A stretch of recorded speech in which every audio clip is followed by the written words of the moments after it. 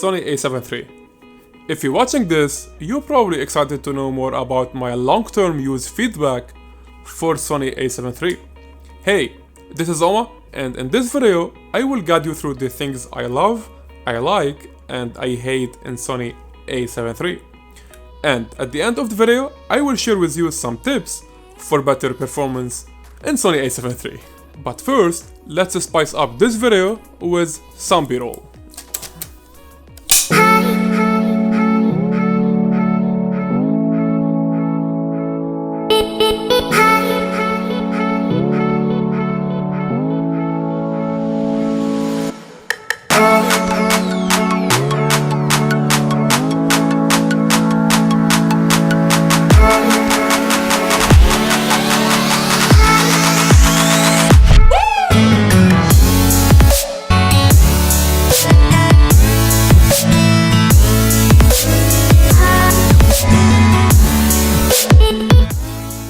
Long story short, I switched completely from Canon DSLR to Sony mirrorless system last year, sold all my Canon gear and lenses, and got two Sony mirrorless cameras, a7 III and a6500.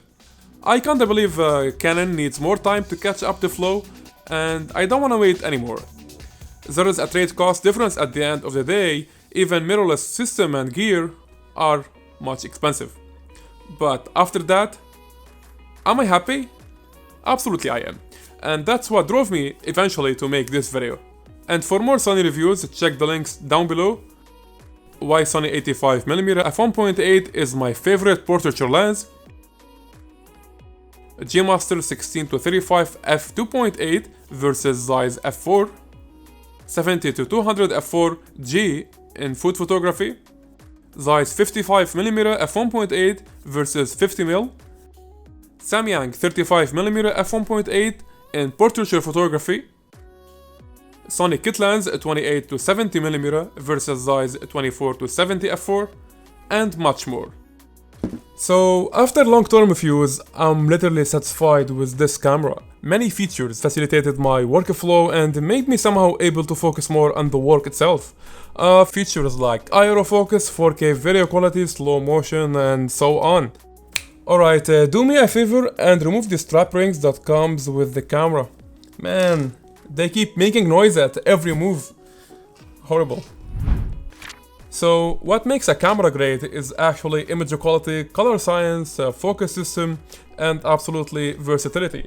Sony a7 III has many advantages, and starting with the size and weight, this may mean nothing to some people, but it's an advantage to me and to some of you who like to travel and hike with a backpack of a camera and 3-4 lenses. On the other hand, this camera might be quite small for those who have big hands like me, so I use an $80 battery grip from Vello when covering events and even regular photo shoots. Check my full review on Vello battery grip down below, down below, or upright, on the card upright.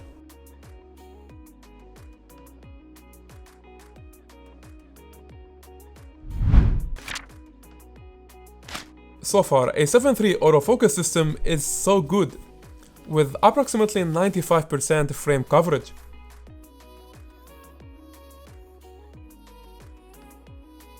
And never to mention the autofocus. Man, it's the best autofocus in the market at the time of this video. It's every photographer's dream. Check this one out. Clear image zoom. And the list goes on. Sony sensor is equivalent to 6K resolution, so videos are eventually downsampled to 4K size. So when a clear image zoom is on, you technically have the ability to crop from the 6K sensor up to 2 times, while remaining 4K resolution as a final output. Clear image zoom is one of my favorite. Adapting APS-C lenses. Sony full frame and APS-C cameras share the same mount, the E mount, and it's possible to mount APS-C lenses on Sony full frame camera, any Sony full frame camera. 4K video is still available and you can still do up to 1.5 clear image zoom. While in stills, the image resolution turns into 12 megapixels instead of 24. Check my full video down below. This is a dislike, you know. this is a down below sign. So check it down below. IBIS, Embody Image Stabilization. So when adapting lenses that has OSS with the IBIS that's already existed in your system, you're getting an extra level of stabilization, less shakiness, sharper and decent images at low shutter speed. Not only in stills, but it's also in videos. And I make most of my B-rolls handheld using 100 frames per second.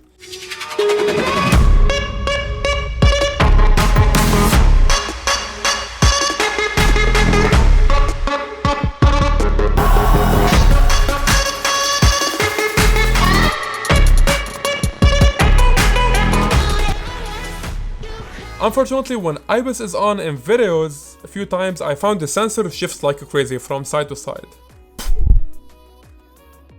It doesn't happen much, but I have no answer for that. If someone knows how to solve this or got a solution, please let me know in the comment section.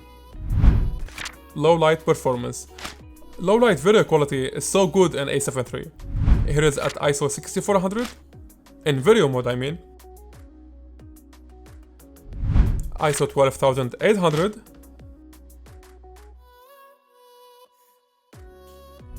at 25600,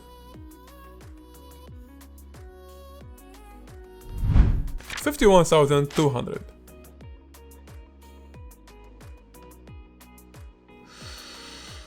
What do you think? 4K video. The 4K video quality in this camera is really good. Although I edit and export my projects in 1080, the 4K details still there. Never to mention the autofocus ability in 1080 120 frames per second. This lovely camera is capable to remain autofocus when shooting in 120 frames per second. Wonderful.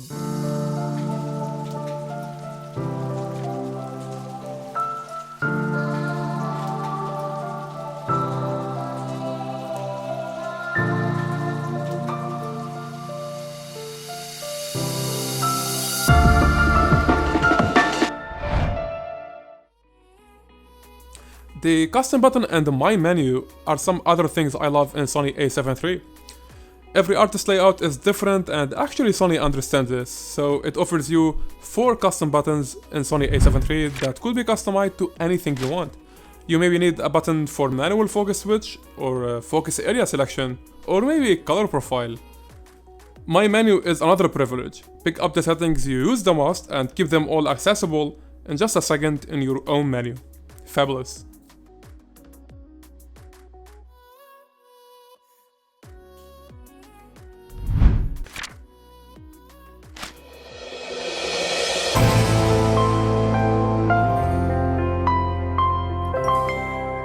Low light autofocus.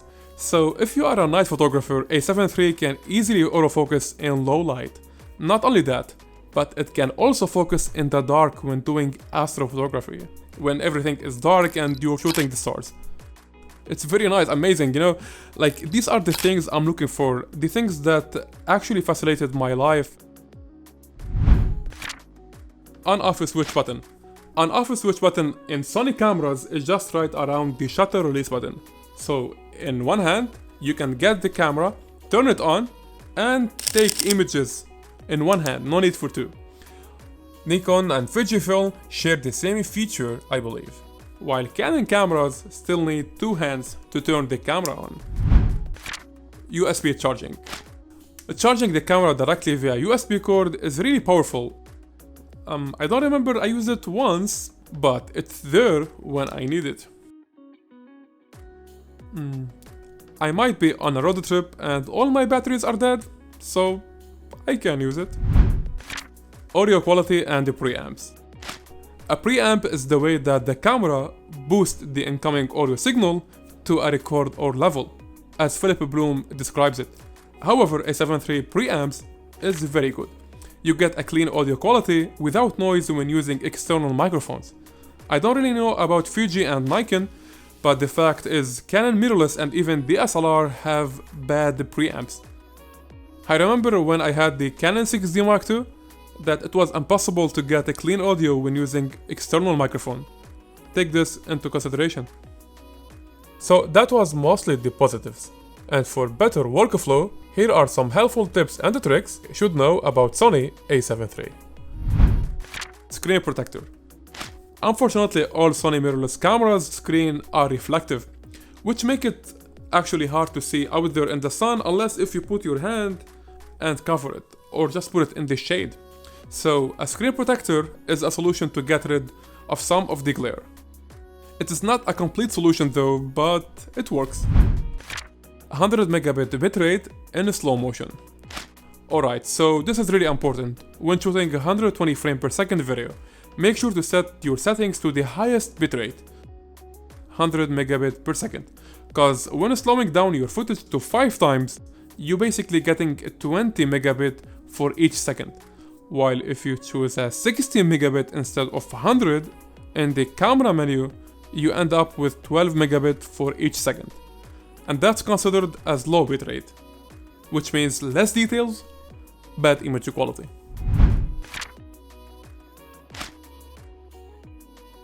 So when shooting videos, just make sure to pick up the screen a bit. Don't leave it 100% closed. The EVF infrared sensor is technically disabled now. And the screen doesn't shut down anymore when your hand or anything else get close to the EVF. Level 4, 5 or 6 are the best audio settings when using external microphones, whether it is boom mic or wireless lavalier. Never keep it default at level 26. Unfortunately, you end up with a crap audio, full of distortion. No camera is perfect, and here are some flaws I wish Sony worked to fix it in future generations. Starting with the IBIS sensor shift I mentioned earlier in this video. Mirrorless cameras have no mirror, so as I'm changing lenses, dust might go inside, like I see now some dust here inside. So it needs a whole process of cleaning to get rid of it. While Canon EOS has a shield closes to protect the sensor when the lens is off. Meanwhile, keep one sensor cleaning swab in your backpack cause you never know when you need to use it. For more, check my video how to clean your camera sensor in just 3 minutes.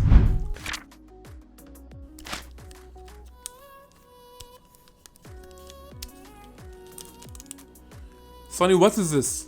It's really annoying when the 3 doors are all open together. Recently, Sony changed the doors ergonomic in the new A7 R4. Good job, Sony. EVF. A7 III EVF resolution is okay. It's not the best out there. A7 R3 on the other hand has double quality. However, it seems I got used to it, it used to annoy me much in the past. No doubt, A7 III is missing some minor features. No camera is ideal. Although it's considered as entry-level full-frame camera, it's very good for what it offers. Hit the like button if you like this video, and on this channel we make gear reviews, photography and filmmaking tutorials.